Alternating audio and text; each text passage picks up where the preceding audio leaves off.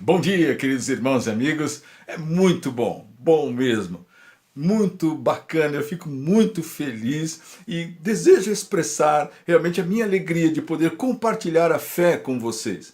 Ora, nós somos tão imperfeitos, precisamos tanto da graça do Senhor Jesus, precisamos tanto do seu poder e da sua força para vivermos nestes dias que estão sendo dias, para muitos, dias de angústia, de aflição, de grande tribulação.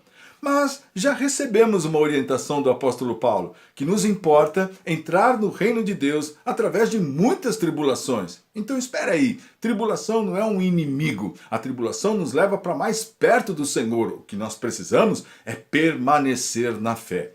E estamos aprendendo aqui realmente o que estava acontecendo naquele primeiro momento após a morte de Cristo, sua ressurreição, e uma vez que ele subiu aos céus, a formação da igreja, o que eles estavam vivendo, qual era a sua disposição, a sua posição diante de todas as coisas. E vamos continuar aqui, no livro de Atos dos Apóstolos, no capítulo 15, do verso 6 até o verso 11. Está escrito: Então se reuniram os apóstolos e os presbíteros para examinar a questão. Havendo grande debate, Pedro tomou a palavra e lhes disse: Irmãos, vós sabeis que desde há muito Deus me escolheu dentre vós para que, por meu intermédio, ouvissem os gentios a palavra do evangelho e crescem. Ora, Deus, que conhece os corações, lhes deu testemunho, concedendo o Espírito Santo a eles, como também a nós nos concedera. E não estabeleceu distinção alguma entre nós e eles, purificando-lhes pela fé o coração.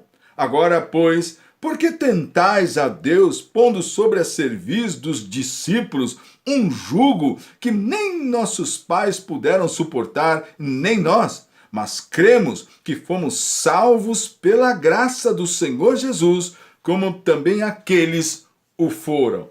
Essa foi a palavra de Pedro na reunião dos apóstolos e presbíteros lá em Jerusalém. Foi o primeiro concílio da igreja, um ajuntamento sobre um tema muito importante, que era justamente a questão de que os judeus estavam desejavam forçar os gentios a se circuncidar para serem salvos. Então Pedro naquele momento toma a palavra para dizer: vocês sabem que Deus já tomou a minha vida e me usou de forma poderosa para levar a palavra. Lembra quando Pedro teve aquele sonho, aquela visão, não é? Daquele lençol que descia do céu pelas quatro pontas com todo tipo de animais, não é? E a voz que dizia: toma, Pedro, mata e come. E o Pedro falou: imagina, Senhor, longe de mim, não é? Eu me tornar imundo comendo qualquer tipo de coisa. E a voz dizia: não torne imundo aquilo que Deus santificou. E era justamente sobre isso, porque depois levou o Pedro, lembra disso? A pregar o evangelho lá para uma família de pessoas que eram gentios, que não eram judeus. E aí ele disse: agora eu sei, eu reconheço que a palavra de Deus é para todas as pessoas, é para que elas sejam salvas. Qualquer pessoa que crer será certamente salva em Cristo Jesus. E isso aconteceria através da fé. Então, ele diz no verso 9: e não estabeleceu distinção alguma entre nós e eles. Deus não fez diferença entre os judeus e os gentios. Apenas, agora pois, porque tentais a Deus colocando sobre a cerviz. Cerviz é isso aqui, ó, da cervical. Dos discípulos um jugo, um peso, um fardo, que nem nossos pais puderam suportar e nem nós. Mas cremos que fomos salvos pela graça do nosso Senhor Jesus Cristo, assim como também eles o foram. Então, o que é necessário para a salvação? Crer. Aceitar o sacrifício de Cristo, que é através desse crer, dessa fé em Cristo Jesus, o Senhor derrama sobre nós da sua graça e liberta o pecador.